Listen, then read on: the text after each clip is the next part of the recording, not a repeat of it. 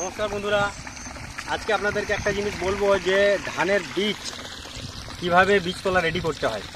দেখুন, আমি এটা দুবার চাষ দিয়ে দিয়েছি। দুবার চাষ মানে একবার দুটো, আর প্রথমবারে একটা। প্রথমবারে রোটারে দিয়েছিলাম, দ্বিতীয়বারে টানা ফেলে দিয়ে মই দিয়ে এটাকে ফেলে রেখেছি। এবারে এটাকে মাঝে মাঝে আমরা একটা ভাগ করে নেবো, আর এই লম্বের দিকে ভাগ করে নেবো ছোটো ছোটো করে, যাতে তার মধ্যে জল বেরোয়। তারপরে বীজটাকে আমরা ওর উপরে ফেলে দেবো। কীভাবে ফেলবো আপনাদেরকে দেখাবো। তো এখন দেখে নিন, আমাদের অনেক জল ছিল, আর জলটা ভরে রাখার কারণ হচ্ছে ঘাসগুলো যেন পচে যায়, সেই জন্য জলটাকে ভরে রেখেছিলাম। এবার দেখুন, জলটা কেটে দিয়েছি, জলটা আমাদের ক্লিয়ার হয়ে যাক, তারপরে মাঠটাতে আমরা ভাগ করার কাজটা শুরু করব, তারপরে বিচন ফেলা শুরু করব। এবার দেখুন বন্ধুরা, জোরে বলা, আমরা এটাকে পুরো কেমন ভাগ ভাগ করে নিয়েছি। ভাগ ভাগ করে নেওয়ার পর দেখুন, এইটাকে লেবেল করতে হবে। কি করে লেবেল করব? আমরা হালকা উপরটা একদম উঁচু টাইপের করব, চারিদিকটা যেন হালকা ডাউন থাকে। তো সেটা কিভাবে করব?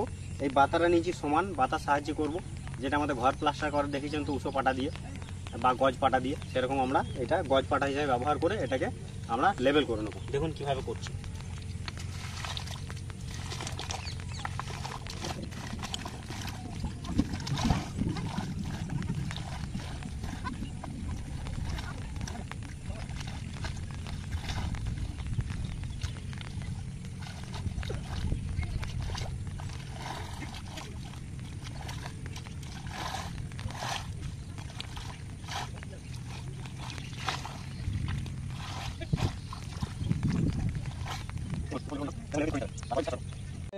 এখন মোটামুটি সব রেডি করে নিয়েছি। এই দিকটা দেখুন অল্প করে ফেলেছি।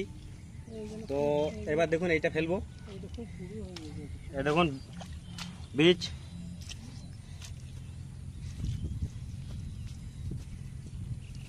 দেখুন এটা প্রত্যেকটা দেখুন অঙ্কুর চলে এসছে। তো এটা হচ্ছে মিতালি, শস্যশ্রী কোম্পানির মিতালি, অ্যাকচুয়াল খরার ধান। তো এটা 3 কেজিতে 1 বিঘে হয়। তো সেটা আমি মোটামুটি একটু বেশি করেই 5 কেজি দিচ্ছি। আমাদের এখানে সব লেবার বুঝতেই পারছেন, একটা করে দুটো করে কাঠি দিয়ে পুঁততে পারবে না, সেটা 3টে 4টে চলে যাবে, ওই জন্য একটু বেশি করে দিচ্ছি।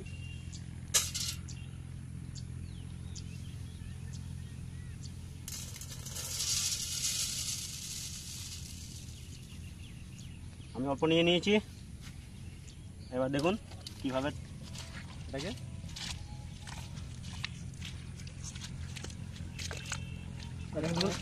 এরকমভাবে ছড়াতে হবে। যদি বলেন এরকমভাবে কেন, এরকমভাবে ছড়ালে স্পিডে ঢুকে যাবে, একটু একটু ঢুকে গেলে তাড়াতাড়ি পুংটা নিচের দিকে নেমে যাবে, শিকড়টা, এবং গাছটা খুব তাড়াতাড়ি বেরিয়ে যাবে। আমি ফেললাম,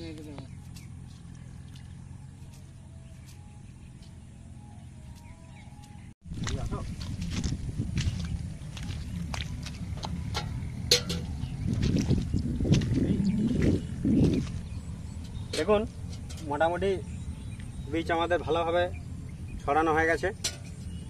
এবার শুধু অপেক্ষা এটা বেরোনার, বেরিয়ে গেলেই আমাদের টেনশন দূর। চলুন এবার আরেকটা লাস্ট কাজ আছে। লাস্ট কাজ হচ্ছে, দেখুন আমাদের যে প্রথমে জল ভরে যে কাদাটা করেছিলাম, তারপরে কিন্তু কেটে এই দিক দিয়ে কেটে বার করেছিলাম, এইখানটা দেখুন মাটি দিয়ে আমরা ঢেকে দিয়েছি।